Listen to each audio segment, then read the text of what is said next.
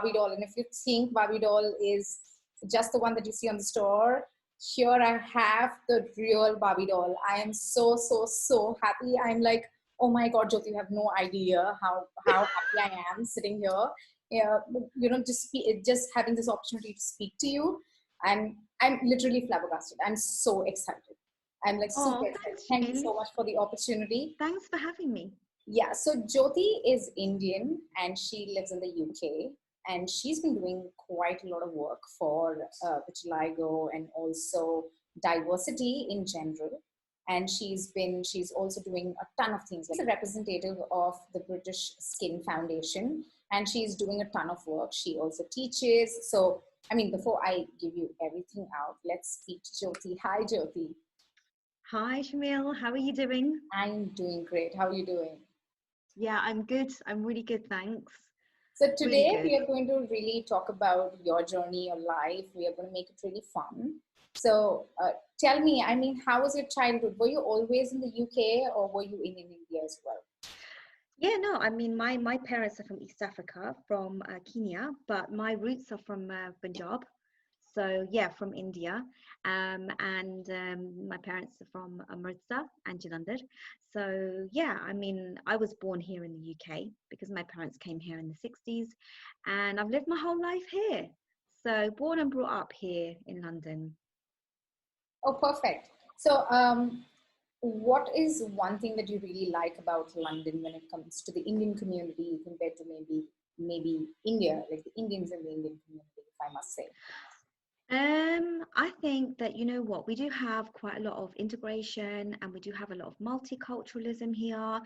And it's really nice how a lot of the Indians have integrated themselves into the lifestyle here in the UK. That's with language barriers as well, trying to integrate themselves, working with people. I think it facilitates it. It makes it a lot easier when you kind of integrate yourself into society a lot more. And I think that's what Asian people have done on the whole. So I think it's benefited the community from what I've seen, particularly our generation who are kind of going above and beyond and really sort of speaking out, because our parents' generation came here, worked hard, it was getting a career, getting a good job, bringing their children into this world in the UK and giving them that lifestyle of living that they didn't necessarily have. So all those hopes and dreams were pinned on their children like me. And we're here and we're trying to make, a pathway for ourselves and also speak up about when things are right or wrong. And I think that's the difference now. I think people are speaking up and saying when they're not happy with something, when something is not acceptable in society. And that's what I love, because years ago you wouldn't have seen anything like that. Right. So when I think of you, I do not think of you as a vitiligo representative, but a fashion representative. That's the thing. You've done so many things. You literally walked the London Fashion Week. Tell me about the experience.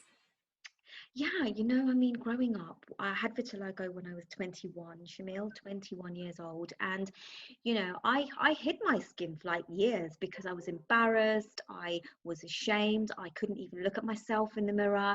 And, to be able to get from that point of covering up my skin to be able to walk down the runway and think, you know what, I'm just as good as the other girls and boys on this runway. I'm just as good as them. I look just as good as them. I might have a skin difference, but that doesn't make me any different from them to who I am. And I think it's just, you know, it took a long time to get to that, to reach that mentality, but to be able to do something like that was so empowering, because I never visualized myself as being someone beautiful enough to be able to do something like that. You know, you would never see people like this with a visual skin condition or a disability being able to take part in something like this if you didn't fit the image of being 6 foot plus, anorexic looking, you know, blonde hair, blue eyes. You know, if you didn't fit this, you know, build, then you weren't going to fit in anyway. You were never going to fit in, especially if I was Indian as well. I mean, now there's more diversity on the runway. You've got lots of ethnic minorities being represented. And I think last year was such a big turning point, because the lady that I was actually doing the shoot for, who organized London Runway, who organized London Fashion Week, sorry, she put us, a bunch of us together with visual skin conditions and disabilities. So there were a big group of us. And it was such a big statement, you know, because I wasn't doing this on my own. I was supported by this network of other girls who had disabilities and differences. And together we went down that runway with such confidence and our heads held up high. And that's a feeling that I can't explain. It was just the most powerful moment, one of the most powerful moments of my life. So did that make a difference to your self-confidence? Like, you know, when you walk, I've seen the picture of London Fashion Week and I see that you're so happy. What kind of change did it make to your life post the London Fashion Week? You know, I just realized that I can do things that other people can do. And just because I have this condition, I don't have to hide it. I don't have to camouflage it. I don't need to put makeup on it. I don't need to wear long sleeve clothing. I don't need to hide it from my family. I don't need to hide it from my aunties and uncles. I don't need to hide it from work colleagues. The list can go on and on and on and on.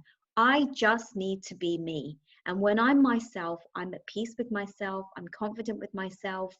And that for me is such a big factor. The fact I have 2 children as well, and I want them to see mummy confident and happy and secure in who she is, you know. So that, not only that was a London Fashion Week, was that project empowering for myself, but for my children, you know, because your children always look up to you as you being the role model. You're the one that they want to look up to for support, for advice, for guidance, for that being their best friend. And that's the relationship I want to have with my children. I don't want them to look up to these Bollywood actresses as role models, because to me, they are putting this idea of perfection into children's mindsets, perfection that these children cannot achieve. True. And they can't achieve it. They can't wake up, you know, glamorizing themselves, covering themselves up with makeup, using you know, filters to make themselves look different. You know, we need our young people, we need to make our children and nieces and nephews and grandchildren, we need to make them feel confident in who they are from a young age. We have to, because, you know, that's the whole thing. We want to be able to pop on the TV and we want to see a range of people with diversity. We want to see people who look like us. We want our children to be able to see that that's normal. And if we carry on seeing people who look perfect, fair skinned, beautiful, you know, hair, perfect looking, what message is that sending out to society? To women, to men, to children? What message is that sending out? I don't think it's sending out positive messages at all. I really don't think so. I grew up watching Bollywood films. You know, I grew up watching the old school films like Kal Ho Na Ho, Kabhi Kushi Kabhi Gum, Veer Zara. And you know, I stopped at that point after those films were made, because I started noticing that I couldn't relate to the films. I didn't see people that looked like me. I felt uncomfortable always, you know, seeing these images of people that were just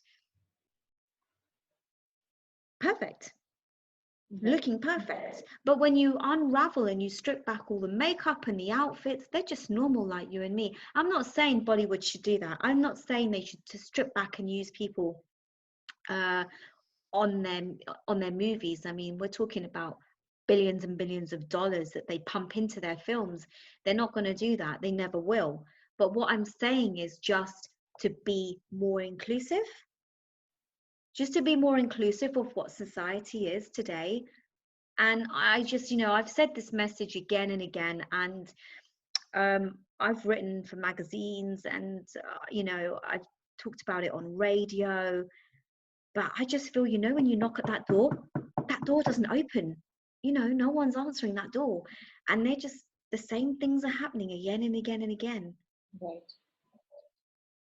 It's really interesting to see how, every other kind of industry, like even Hollywood, is kind of like advancing a little bit, more diversity, a bit more representation. But yeah, Bollywood just seems to be like, just that little step behind. It'd be really nice to see a bit more, because it's got the power, it's got the complete power to be able to do that. And the platform, it's got a huge platform to be able to display and showcase anything they want, any message they want to put out. They can put that message out there just like that through a film. How powerful would it be to put out a message on being inclusive in a film? I mean, that would just be amazing, wouldn't it? Right, absolutely. But recently we've seen some actors who are a little different. So are they Oh, tell me. like Share. Share. like we have Nawazuddin Siddiqui, we have these different people, like not the typical like Salman Khan or the Shah Rukh Khans of the industry. So do you like any of those, or have you ever been inquisitive about knowing what's happening, or maybe you This is the first time. This is the first time that I've learned this. And to be honest, I did see a movie a couple of months ago with my family, a beautiful movie, but it wasn't the typical Bollywood type movie. I've forgotten the name of it, but I will share it with you. And it was a really nice film. Um, you might know it actually. I will talk about it really quickly. It's about a girl who's she's brought into the world by her parents, and her mum passes away with cancer. And then the mum leaves a note and asks the girl in one of the letters for her dad to find this girl that he really liked before he met the mum. And then he gets in touch with her, and basically eventually they end up kind of tying the knot, and the mum passes away, and she becomes like the stepmom. She steps into the role of stepmom. Such a beautiful film, but it wasn't like it's was it a remake of a English movie? Step no. Oh, was the name Stepmom or We Are a Family or something that sort? We Are Family, I think. Yeah. Maybe We Are Family. Maybe We Does Are it have Family. It Kajol could in be it? this one. Does it have the actress Kajol in it? Maybe that's the one. Yes, yes, Yeah. I think it is. I think it's Yes. that one. Yes. That was a beautiful film, and it was nice, and it showed a true story and what she was going through with her cancer, and that journey and that struggle. And I could really resonate with that film. I'm not saying all films need to have something dramatic and Right. like an illness or something, but it showed some authenticity, and how they showed that scene of her going through this cancer in hospital. And I thought that was a really strong film. But just to be able to see a little bit more of that would be just amazing. Right. So I think people want to see more of that.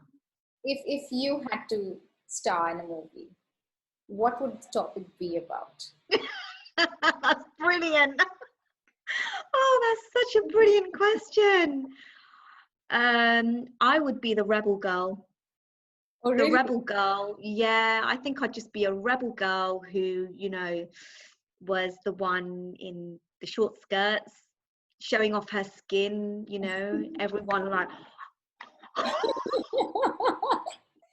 That's I don't know what the storyline would be, but yeah, I mean, I'm not saying I'm a rebel now, but I covered up for so long, and I'm very modest the way I dress, but I think there would have to be some kind of retaliation in the film. I wouldn't be some sort of perfect girl. There would have to be some retaliation, some kind of anger, some kind of um, self-defense, or some of these things in there. You know, speaking out about what I believe in, which is, you know, to be able to be confident in who you are, but and not to be victimized or bullied or discriminated because of that.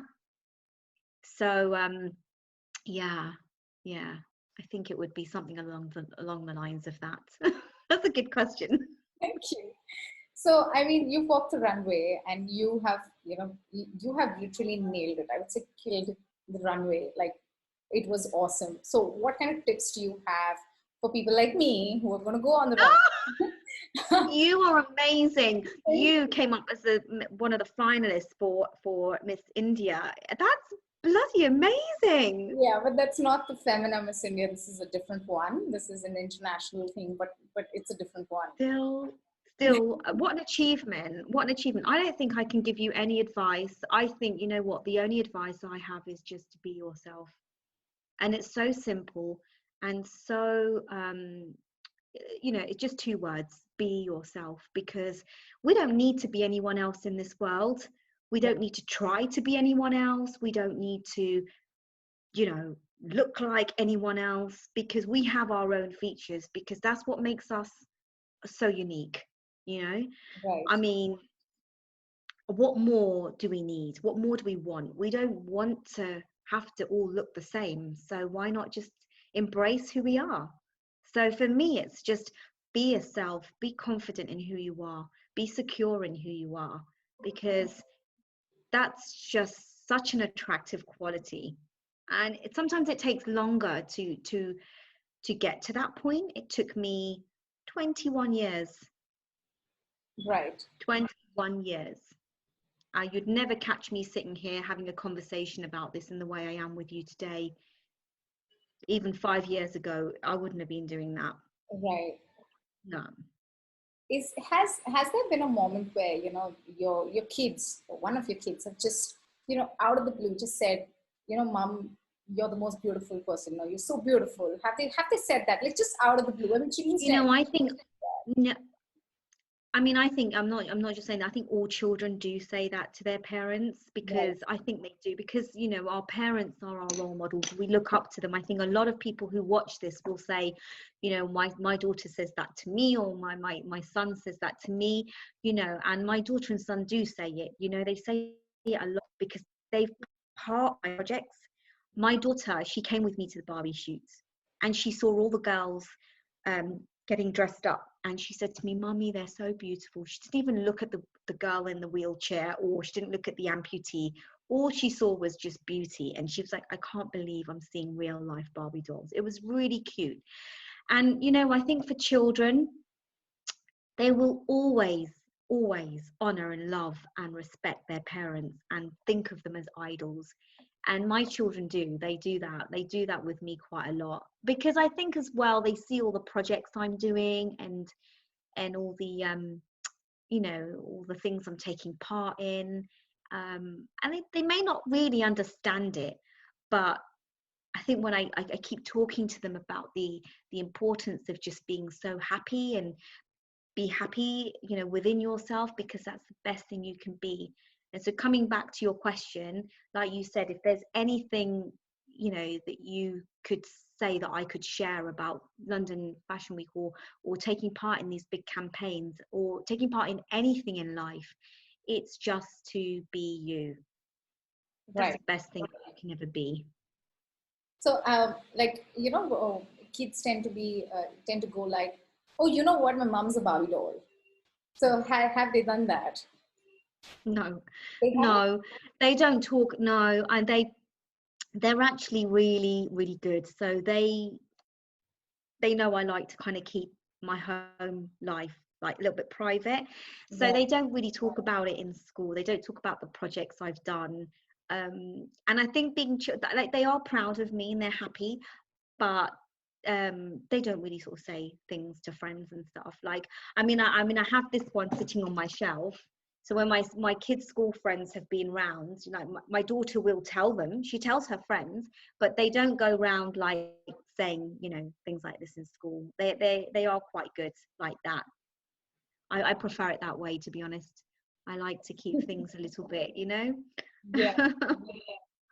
So, in terms of makeup, what's you've said that you've gone a long way from what you used to do and what you're doing right now. So, what is like your daily routine now compared to what you used to do before? So I would take about an hour and a half covering up my skin before going to work, always. And I would always wear long sleeve clothing, like, Right. because, you know, I used to have quite a lot of patchy skin. Right. I used to have a lot of patchy skin, so I used to cover up or wear long sleeve. Long sleeves was much easier than covering up Right. my vitiligo, and it became normal for me. It was part of my dressing up. You know, cover my feet, cover my hands, cover my makeup. I used to wear a lot of MAC. The Pro Long Wear makeup is fantastic for blemishes. Pardon me. It's really good for blemishes. It's really good for spots, scarring, acne, other skin conditions. I highly recommend it if anyone does want to use makeup. It's really good. And I used to use a lot of this makeup. I used to spend a lot on MAC Pro Long Wear makeup, it used to be called. And then they used to do this little tube called Select Cover Up. They don't do it anymore. It was brilliant at covering up the blemishes, the spots and things. But now I don't wear anything. I mean, I've come onto your podcast and I have a spot. I haven't covered it up because it is what it is, you know. It's on my face. I'm not bothered by it. It's not defining who I am. My skin, I'm not wearing any makeup today. Actually, I've got mascara because I love mascara, and I've got eyeliner, but I haven't got anything else on my skin. You can see. Can you Yeah. see it? Yes. So what's one of your No makeup. favorite, I love it. one of your favorite lip colors if you do tend to wear lipsticks? Oh, I thought I had one here that I could show you. It's really nice, actually. I thought I had one here, but it's not here. It's a really nice MAC. I would like to show you, actually. It's disappeared. Oh, it might be here. No, it's not. I thought I'd just show you. It's a really nice MAC lip gloss. Okay. Really lovely. I've got some. I can show you later on, but it's a really nice one, and it stays on. It's very natural looking. I was going to wear it today, but then I got late because I was in another interview before you, and I didn't have time to put it on. And I thought, okay, doesn't matter. I don't need it on. So the next question is, how did you go about being selected as the Barbie doll? How did that happen? Yeah. So for the Barbie doll, so when Mattel came out with the dolls that they had created, there was a lot of press coverage, and there was one newspaper called The Sun and one called the Metro.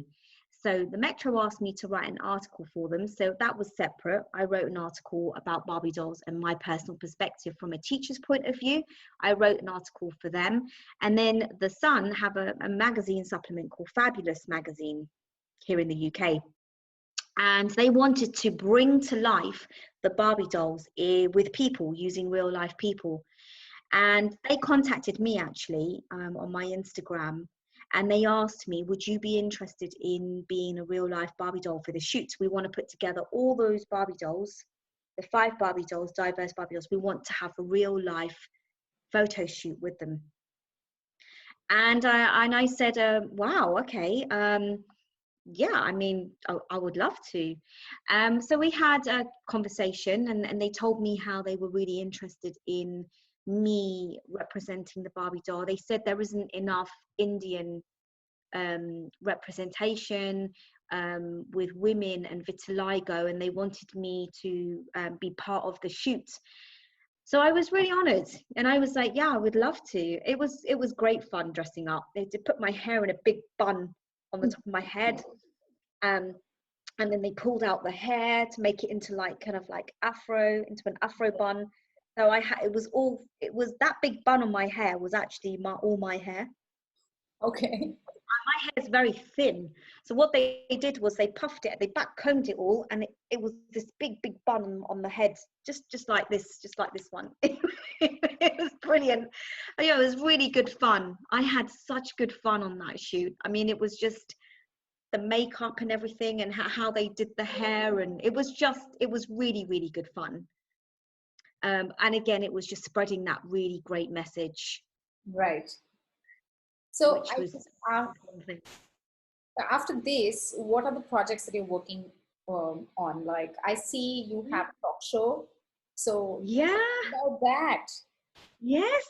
So I have now just launched my own YouTube called Positively Diverse.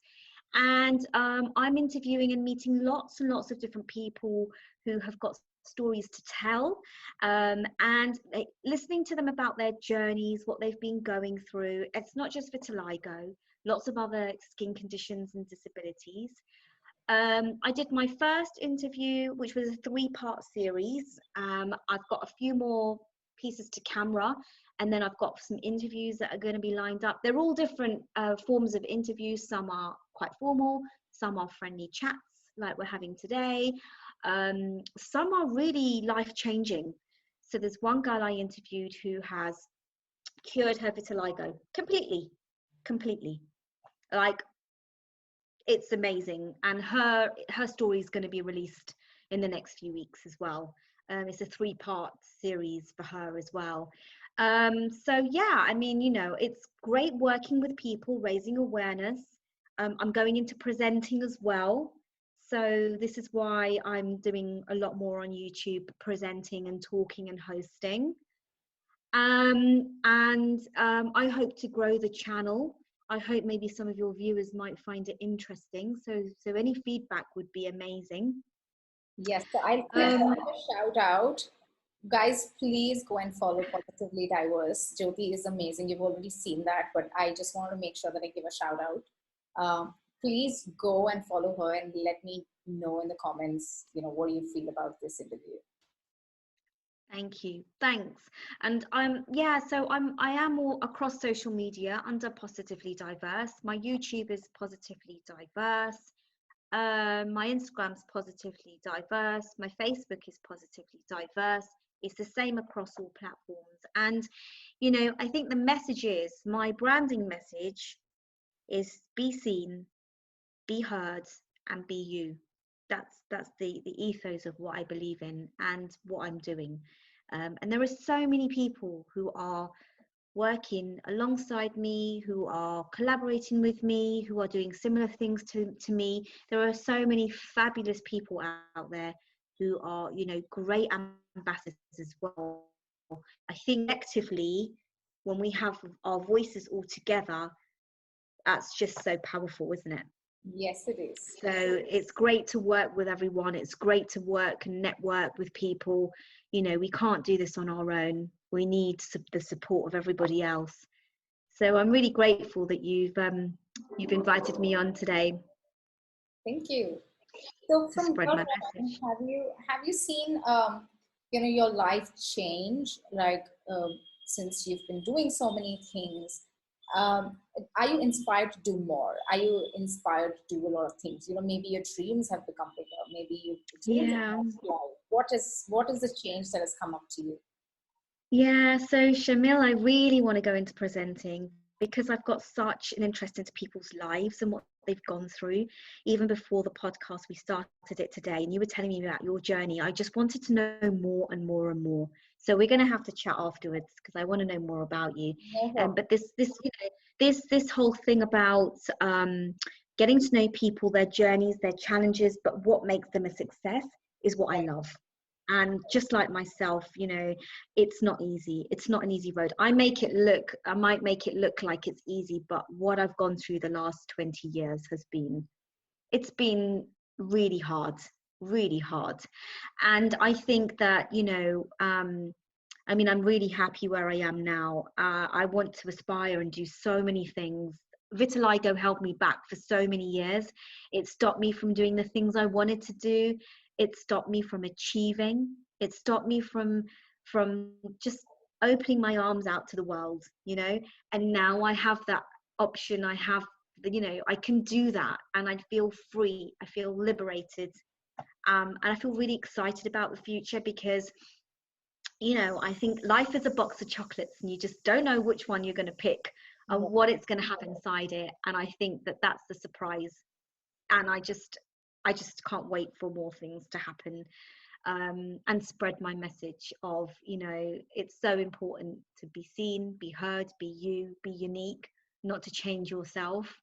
And you know, all those bullies and all those people who are out there saying all these negative comments, they're the ones that don't have the education, they're the ones that are ignorant, they're the ones that need to go back and learn manners. You know, I think we need to just carry on being strong and confident because we've got so much to offer out there. There are so many people that have got so much to offer out there. And that's a really powerful message. Thank you so much. Anything else that you feel is really important for the Indian audience out there to know? Yeah. I think, yeah, there's so many things I want to say. I think over the last 5 years, I've realized that our Asian people do suffer in silence. They suffer in silence because they feel they can't talk about their issues because of shame, Right. because bringing shame on the family. And I understand that because I hid my skin for so many years, shame on the family. And I live in the UK, and you probably wondering, but yeah, in the UK, it's just so different. No, it's not. You're still judged. You know, you're still looked at when you've got something that's different. And, you know, I don't think that judgment ever goes away, no matter what country you're in. And my message is that sometimes things might be really hard for you to vocalize and to speak out about.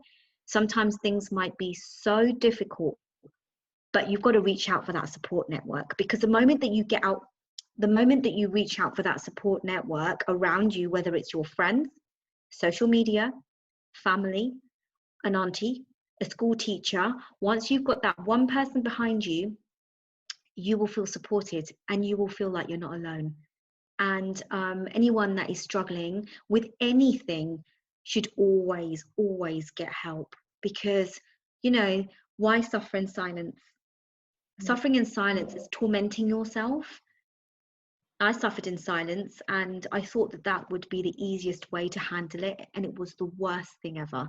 So don't suffer in silence, because that's what we do as Indians, because we think, you know, just deal with it myself, just deal with it, just deal with it as a family, just, you know, just cover it up, just keep it within the four walls, and everything's going to be okay. But when you do that, you suffocate yourself, you isolate your thoughts, and you can't breathe. You know, you can't breathe. You need to breathe and let these thoughts out. So 3 tips: don't suffer in silence, reach out for support and advice, and be you. Wow. That was great. Thank you so much. You're welcome. It's been a real pleasure to be with you today. You've humored me. You've asked really interesting questions as well. I've really enjoyed the podcast. Thank you. Thank you so much. I loved having you here. It was, you know, like I said, meeting my Barbie doll. So I'm just really happy. Thank you so much again. Thank you. I'm going to stop the video here.